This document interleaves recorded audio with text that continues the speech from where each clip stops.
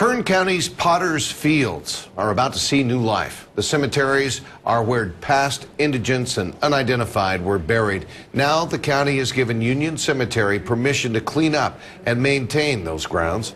17's Rochelle Mercias joining us now to explain. Rochelle? Well, Jim, being neighbors with Union Cemetery, Potter's Field's lack of care was glaring, and the private group decided to change that.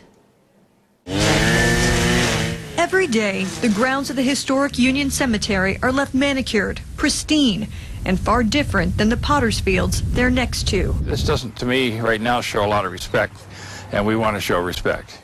Dave Hepburn, the general manager at Union Cemetery, says when the county couldn't keep up the land to their liking, they asked to take over, and the county agreed. We'll cut this piece with a concrete saw.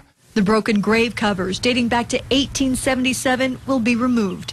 Instead of the hard-to-walk-on ground, grass will be planted, and irrigation lines will keep it lush. You figure 100 years it's been like this, so it's going to be completely changed.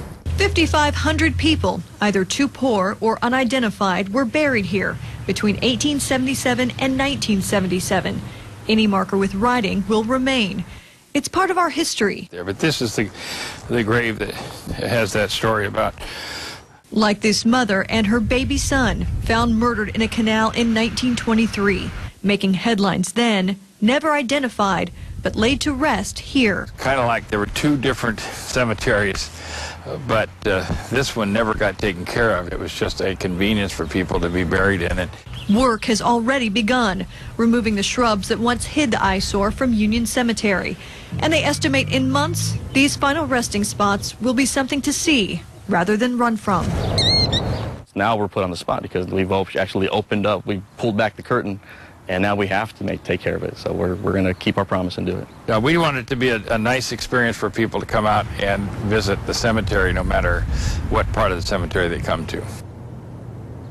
Hepburn expects everything to be done by June, and when I asked him how much it will all cost them, all he would say was thousands, but the improvements and maintenance will all be paid for by Union Cemetery. I'm Rochelle Mercias, 17 News.